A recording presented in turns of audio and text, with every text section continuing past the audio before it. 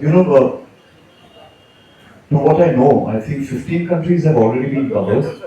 15 countries already cover हो चुके हैं, तो और हर कंट्री में ऑडिशन राउंड के बाद करीबन 20 10 से 20 के बीच में पार्टिसिपेंट्स आप चुन रहे हैं, सिलेक्ट कर रहे हैं। 6 फाइनलिस्ट हो रहे हैं आपके ऑडिशन राउंड।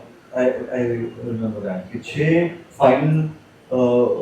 फाइनलिस्ट हर कंट्री से जाएंगे फाइनल राउंड के स्टेज में, बट एंड सीजन 1 में how many countries are you covering? 20 18 countries. Wow, that's quite a feat.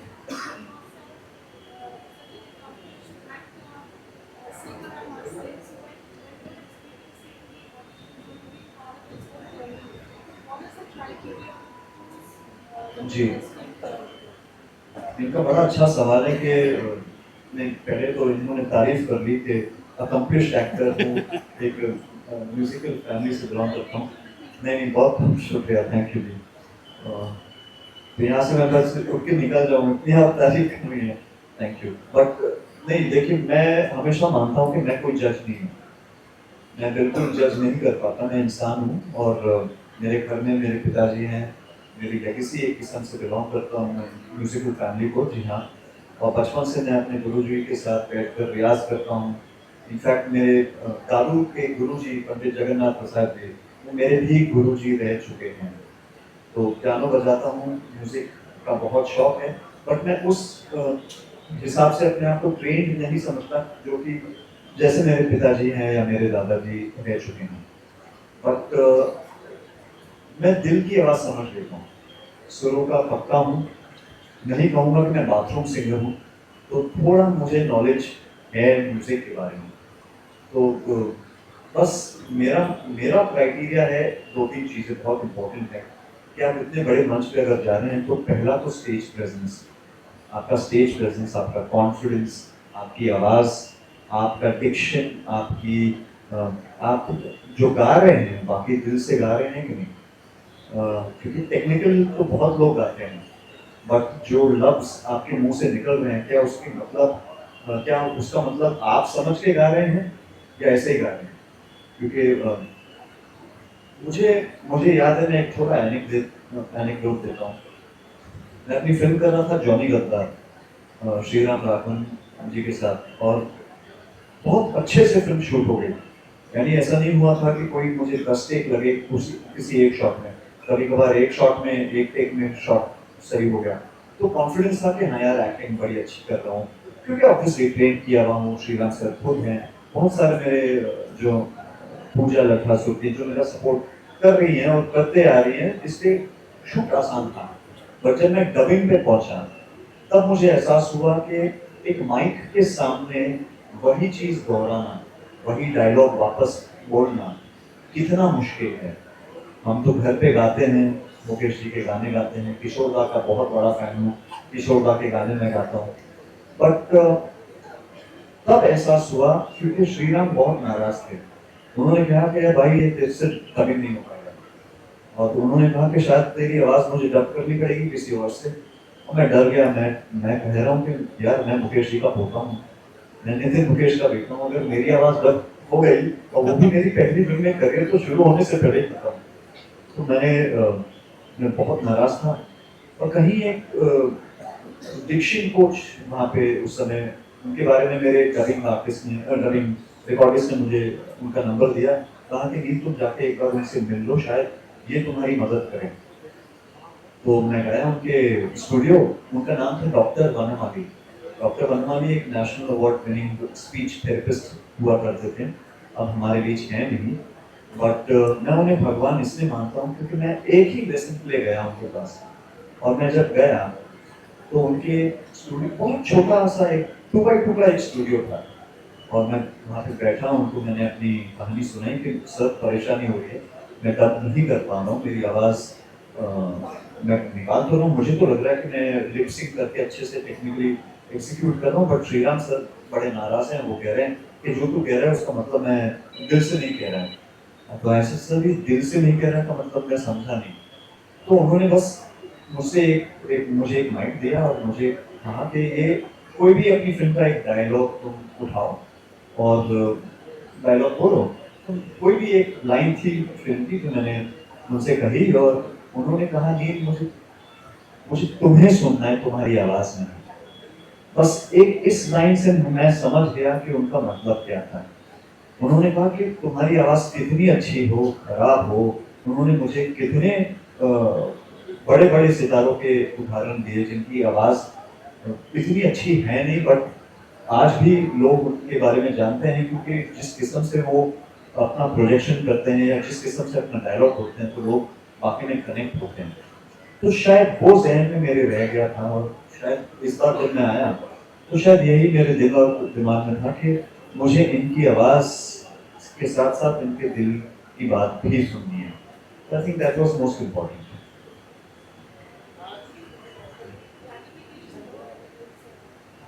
हाँ जी।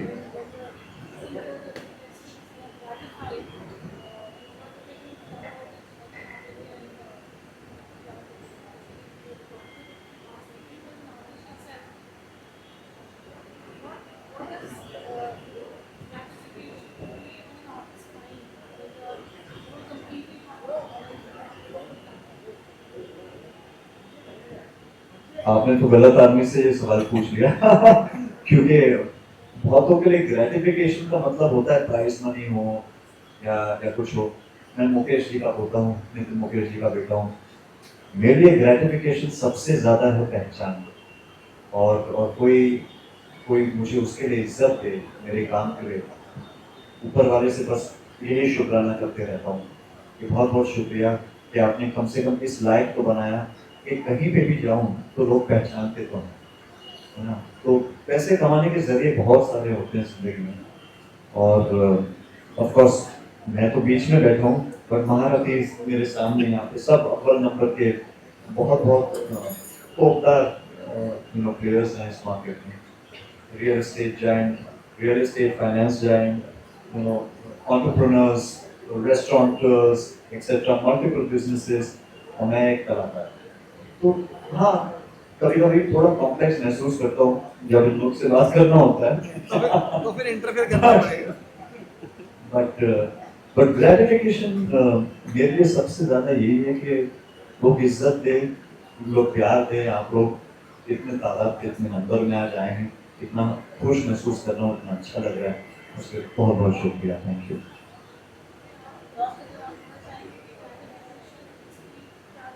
Gratification for this platform. ये मैं सवाल इसलिए फुली नहीं आपका जवाब दे रहा क्योंकि मैं सुनना चाह रहा हूँ प्रोड्यूसर से। आप सो ये फर्स्ट सीजन की प्राइज मनी इज रफली अराउंड अप टू $1 million। सो ये हमने प्राइज मनी रखी हुई है फर्स्ट सीजन की अप टू $1 million। सो ये इसीलिए रखी है कि ये कोई, जैसे नील जी ने कहा कि ना किसी लोगों के लिए प्राइज मनी बहुत ज्यादा इंपॉर्टेंट होती है, किसी के लिए पहचान बहुत ज्यादा इंपॉर्टेंट होती है। पर जैसे उन्होंने कहा कि वहाँ पे 11 साल के बच्चे थे, 12 साल के बच्चे थे जो बहुत छोटे छोटे गांव से आए थे, तो उनके लिए शायद से पहचान पर मोस्ट इम्पोर्टेंट है कि प्राइज मनी। तो हमने प्राइज मनी इसीलिए रखी हुई है कि शायद से इनसे तो कोई उनका फ्यूचर बन पाए। So that's the gratification for this season 1। Very well said. पहचान इम्पोर्टेंट है और साथ साथ पैसे भी। आज का इनफैक्ट मेरी पहली फिल्म और पहला गाना ही ये था कि पैसा फेंक तमाशा देख तो आज भी वही देख रहा हूँ कि जिसकी इज्जत होती है, जिसके पास, जिसका जिसकी जेबें गर्म होती है typically saying that, but सही कहा आपने कि बहुत छोटे छोटे गांवों से बहुत टैलेंटेड लोग, टैलेंटेड बच्चे हैं जो इस सपना देख के आ रहे हैं कि शायद उनकी जिंदगी सेट हो जाए।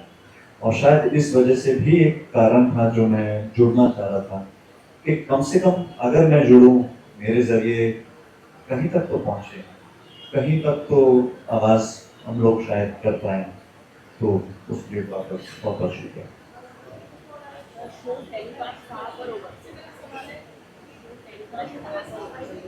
सॉरी दादा। सॉरी दादा, आप कुछ कह रहे हैं? अच्छा, शो टेलीकास्ट कहाँ होगा? पारू कहने ठीक है। फिलहाल तो मैं आंसर करूँ आपके बिहार, आप ही करेंगे? आप कर देंगे सर? हाँ? आप कर लें। हाँ जी। सो एट प्रेजेंट ये यूट्यूब पे लाइव आएगा जब ये शो बॉम्बे भी there are 2 auditions are going to happen in Mumbai and Hyderabad India में। दिल्ली ऑलरेडी हो चुका है, Bombay Hyderabad very soon in upcoming month है। And we are going to tie with lot of other channels. I mean on social media platform. So and also the TV channels. right. I'll just take this up from here. So just to give you a little bit of an insight of what I think Imtiaz and of course even Shakil sir who are planning on this one with of course with your permission on finance. ये show telecast typically telecast वाला है नहीं अभी, हम shoot करने वाले हैं। Of course जाहिर सी बात है कि क्योंकि ऑडिशंस इतने बड़े पैमाने पे होंगे तो हर कंट्री के ऑडिशंस की ग्लिम्पसेस आप यूट्यूब चैनल्स पे देखेंगे जरूर। और फाइनली इसका पूरा एक शो बनाने की हम उम्मीद कर रहे हैं कि शायद सारे कंट्रीज का एक फॉर्मेटिंग करते हुए अच्छे से एक बड़े पैमाने पे शो करते हुए कोई हमारे आज इतनी सारी लीडिंग प्लेटफॉर्म्स है OTT के, तो वहाँ पे शायद एक 8 एपिसोड या 10 एपिसोड करते हुए, क्योंकि इतने सारे कंट्रीज हैं तो एक पूरी जर्नी बहुत है, बहुत सारे कलाकार हैं, बहुत सारे लोग हैं। और मैं तो चाहता हूँ, मैं तो वादा कर सकता हूँ कि लोग देखना चाहेंगे। तो मैं तो उम्मीद ही कर रहा हूँ कि शायद इस जर्नी में मैं भी हिस्सा हूँ। हाँ जी। Rightly said by you. So हम स्टेप बाय स्टेप इसको श्योर आगे लेके जाएंगे एंड हम चाहेंगे कि इसके एपिसोड्स हम आगे जाके रिलीज करें। हाँ जी।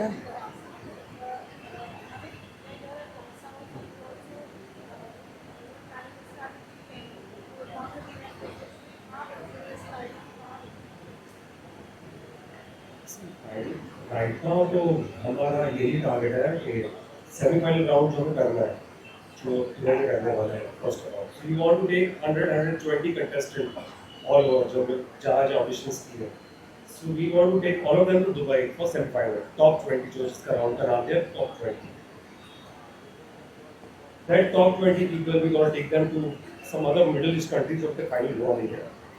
So let's see, this is our planning कि फिलहाल हमने जो भी ऑडिशंस किए 15 countries for 83 countries to go. पहले हमें एक एपिसोड बनाना ये टोटल ऑडिशंस का, then we gonna go take all this contestant to Dubai, और दुबई के बाद हम फाइनल करेंगे जिसका बहुत जगह ऐलान हो जाए। So wait and watch.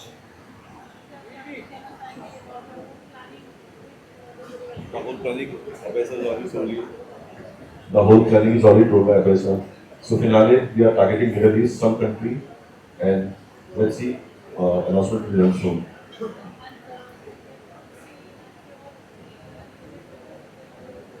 Of course, it's a plan. फारूल जी ये कंडीशन मैं ले चुका हूँ इनसे, हालांकि मेरे कॉन्ट्रैक्ट में है नहीं, बट मैंने इनसे दावा ले लिया है और भाई के रूप में इन्होंने मुझे वादा कर दिया है कि ये मेरे साथ एक म्यूजिक वीडियो जरूर बहुत जल्द करेंगे। कास्टिंग डायरेक्टर हमारे साथ बैठे हैं Abhay ji. But jokes apart, I think the idea is that the idea is to take the platform, raise the bars, get like-minded artists and all of us coming together and then starting it to that journey is just begun. Sorry ji. Thank you. Ji. So am I.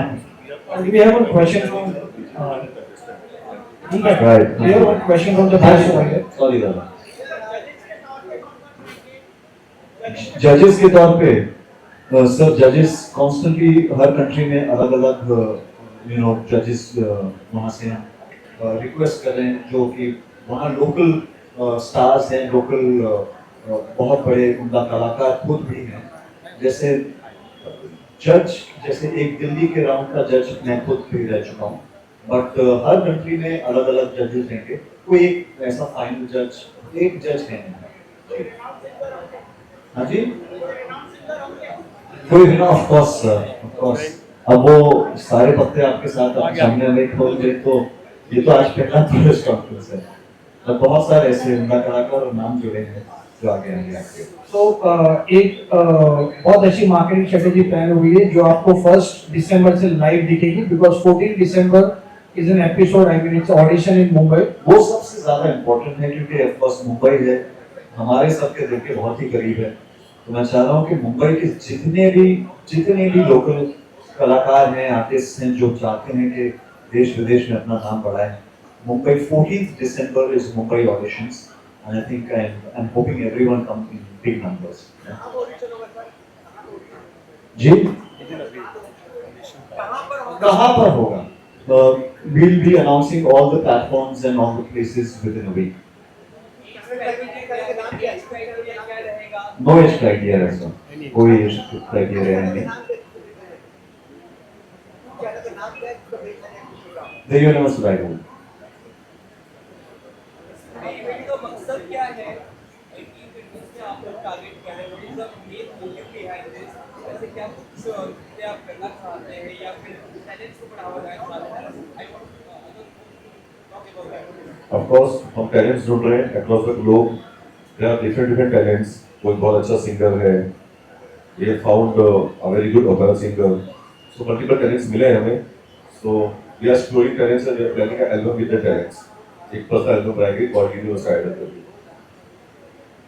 और I feel sir कि आपके सवाल का अगर जवाब वाकई में देना है तो देखिए कंपटीशन एक बड़ा सख्त शब्द हो जाता है कि हम compete कर रहे हैं, बट जैसे मैंने इंट्रोडक्शन में कहा था कि म्यूजिक हैज नो बैरियर. हम हमारे म्यूजिक अगर हम देखें तो सही मायने में जुगलबंदी हम जिस बारे में बात करते हैं तो कितना अच्छा लगता है ना. किसी देश का कोई टैलेंट आके यहाँ पे अगर आता है, जैसे अगर आज हमारे पास इतने अच्छे स्टार हैं, कलाकार हैं और आते ही रहते हैं यहाँ पे, इतने बड़े बड़े पैमाने पे शोज होते हैं, हाल ही में इतने बड़े स्टार्स आके जा चुके हैं, तो क्यों ना ये एक ऐसा मंच मिले कि जहाँ हर टैलेंट अपने साथ में मिले. क्या पता कल को जाके कुछ एक नया जुगलबंदी जैसा बन पाए, कुछ एक नई चीज निकल पाए म्यूजिक के रूप में. हाँ जी. आजकल रियलिटी शो को लेकर काफी आलोचना होती है कि बायस हो जाते हैं, तो आपके रियलिटी शो को कैसा रहेगा? अगर बायसनेस होता सर तो मैं पहला पार्टिसिपेंट खुद होता और मैं भी वो प्राइज मनी के लिए भागता.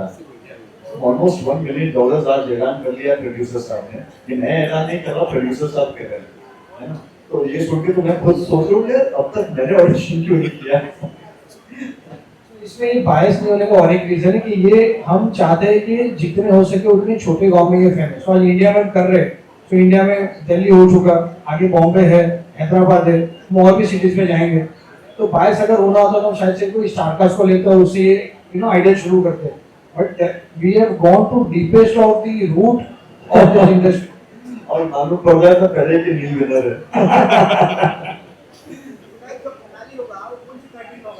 सर अभी अगस्त सर ने कहा कि दुबई में सेमीफाइनल्स होंगे और मिडिल ईस्ट की किसी एक कंट्री में डेफिनेटली फाइनल्स होंगे.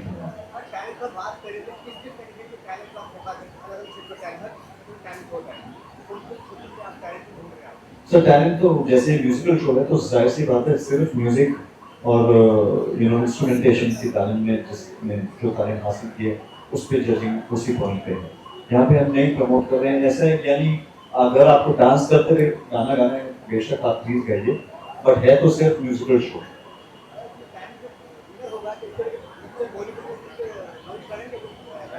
सर आप पैसा लगाएंगे, हम लॉन्च करेंगे और उसमें मैं भी एक्ट करूंगा, है ना. और वो हीरो बन सकता है, मैं विलन का रूप करूंगा, प्रॉमिस.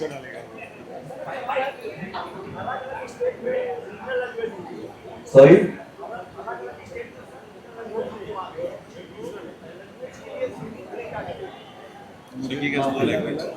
ये इंडिया का शो नहीं है फर्स्ट ऑफ ऑल, तो ये रीजनल ये वर्ल्ड लेवल, ये वर्ल्ड है.